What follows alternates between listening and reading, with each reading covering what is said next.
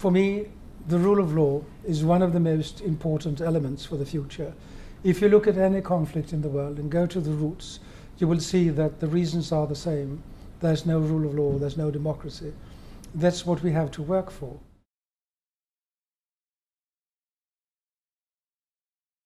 For me to watch two Western democracies, the United States of America and the United Kingdom, attacking Iraq in 2003 without authorization by the Security Council, that was really a very, very difficult moment.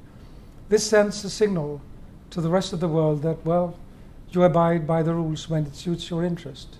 It's very important that the Western democracies take the lead and demonstrate to the rest of the world that the rules are there to be followed, and they should set an example in the hope that more and more will join the family of democracies, will join the states that abide by the rule of law.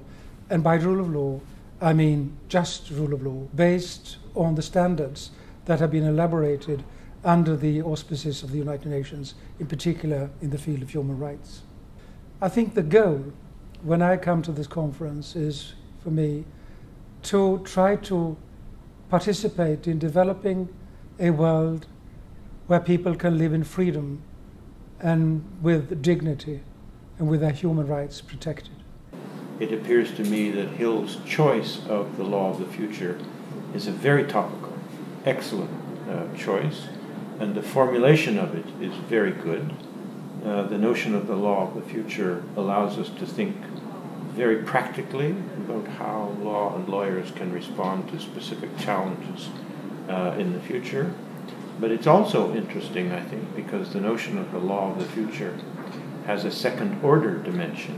It asks us how we should think about law in the future, and it seems to me that HiiL is doing that in an entirely justifiable way by thinking not about some linear notion of the future, but about variable scenarios. So I think the main thing is we're going to have fundamental changes in the international economic pecking order, with some of the high-income countries losing out relative to the middle-income countries and continuing problems in many of the low-income countries. So this is going to produce a change in the balance of power. You're going to be moving from a unilateral world to a more multipolar world with more regional powers. That means more diversity. So the challenge for the legal systems are going to be how to handle this greater diversity in a more multipolar world. Well, the world has fundamentally changed, and the law has to catch up to provide effective solutions to the problems we now collectively, as an integrated world, face.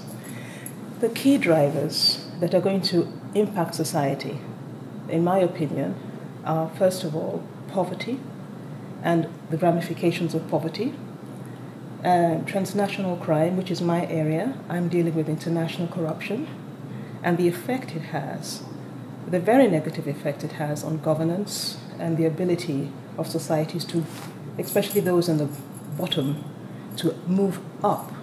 I've mentioned just two, there's several, but these are two key issues that I think have to be tackled by the law if we want to provide a future that fulfills the rules and the liberties and the ideals of what the law represents. I think that the environmental challenges we're facing are serious, they are profoundly structural, and they will alter everything we do, and that will affect the legal regime. We have a lot to learn from other cultures about managing natural resources, and we haven't realized that that's there to be learned. So that's the first key driver. The size of the population and the complexity of managing large populations is another key driver. We have a legal system that was based on a population of 6 million in England. We now have a population of 60 million. Why do we think that legal system is going to work? There's an additional complexity that makes things much more difficult. Well, the most important thing in thinking about the future of anything is you can't think about the future. You need to think about alternative futures. And so I think there are many different forces driving society and therefore affecting law, but we can't assume necessarily exactly how each one of these forces will move. I come from Hawaii, and the metaphor that I use is surfing tsunamis. There are these waves that are coming towards us, and we are for the most part ignoring them. What we need to do is wax up our board and get on those waves and enjoy them.